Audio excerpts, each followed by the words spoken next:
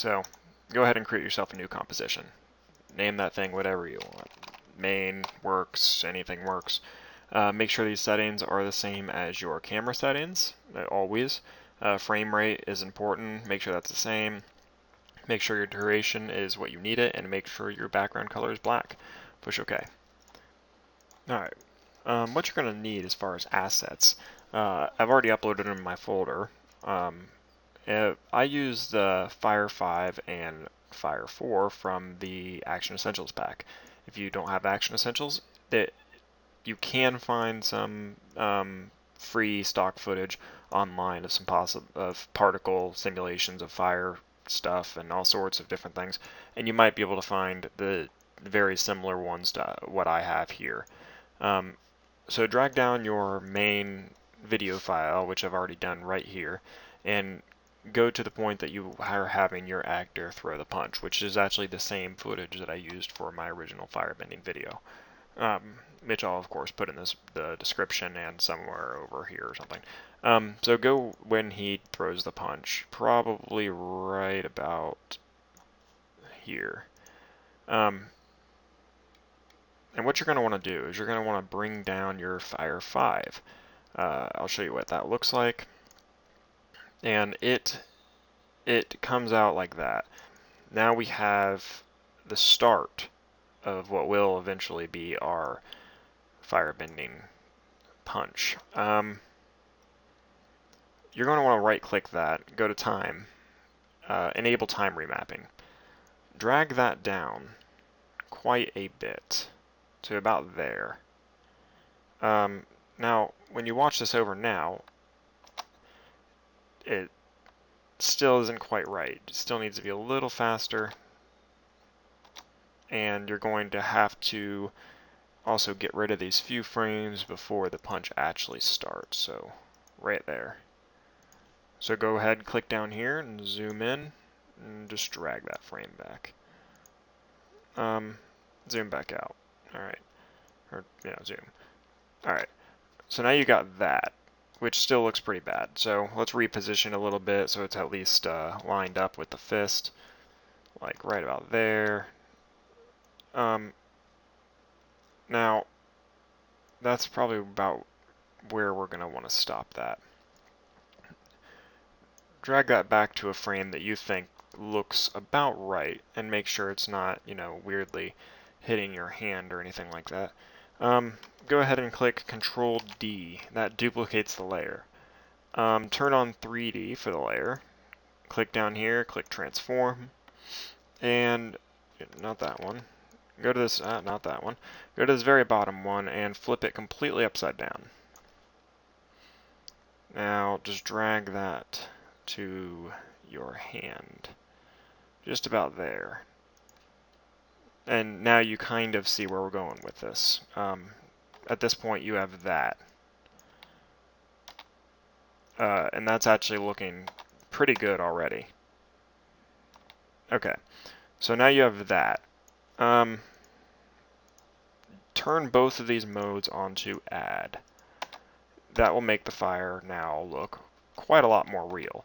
Alright, now we have to make it not end there, because that's a problem. We don't want that.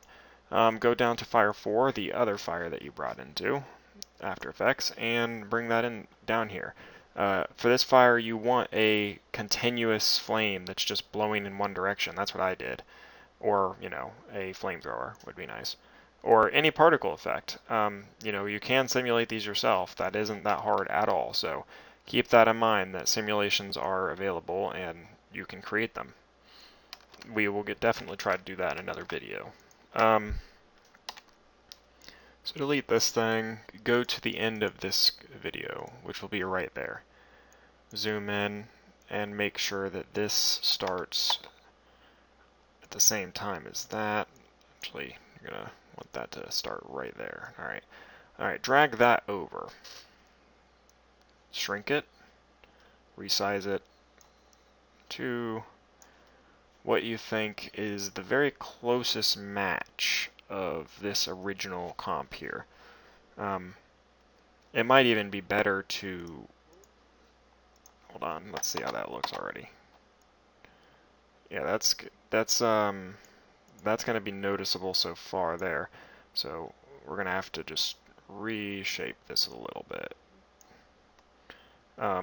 Just copy it and paste it, or duplicate the layer the same way you did with the first one.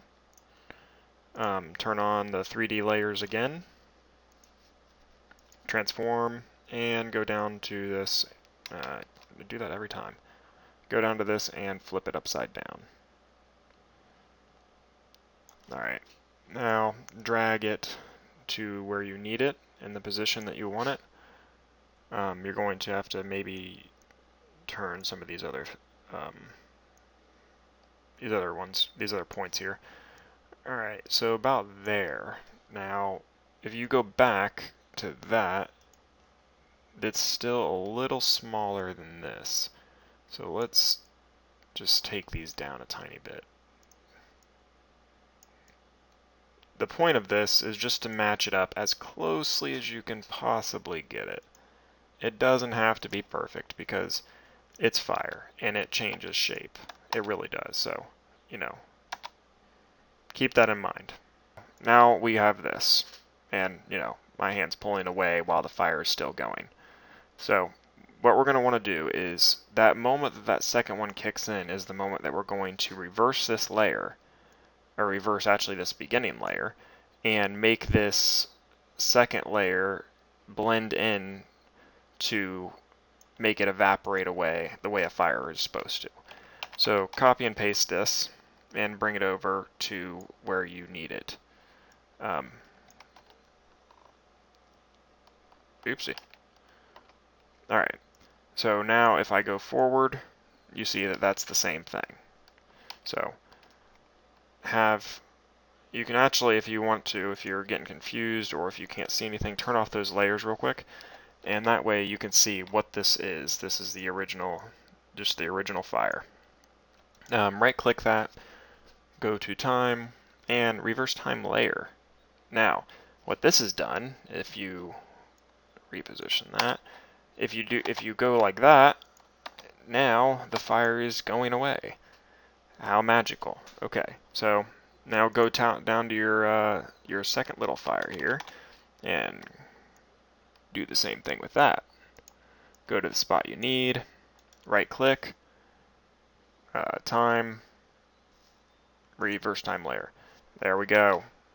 Now, if you turn on all the layers,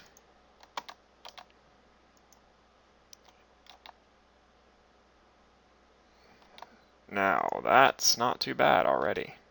That's not too bad at all. Now take these two, the fire 4s that you have brought in, which is the continuous like string of fire, I guess you would call it. Delete the 2 fires, and now that you have your main fire shooting out, you have your fire continuing, and you also have the fire retracting into your fist, if that's a word that you would use for that. So now that actually looks pretty good already. You could get away with just using that. However, we know that's not really realistic because there's no lighting, there's nothing like that. For any of that stuff, you're going to probably want to go into the first tutorial and figure out how to do the lighting for this. It's very simple. It's masking everything, feathering it out, making all the lighting, and the same thing with what you're going to want to do for the displacement mat that adds the heat wave at the end. That's pretty much it for this fire effect. You're pretty much done with everything that you need. Now if you just select all of these, right click, pre-compose them, move all attributes into the new composition and say fire, in this original one you've created here. Let's see here. Now you have this fire, which by the way you have to turn this back on to add because otherwise it will look like crap. If I drag this over here, well hold on, I'm actually going to have to drag it over in the composition. If I drag this and I go over here and add in polar coordinates and drag it onto my fire effect, you can get some really cool bends and whatnot with the fire, which is, oh here we go, right there. See, right there is a perfectly good fire bend or fire throw. So if you just turn on rect to polar and just turn this up to what you need it to, you can create some really, really cool fire bends and fire throws and whatnot. And that could be like a fire slice or anything you wanted it to be, really. And that's pretty much it.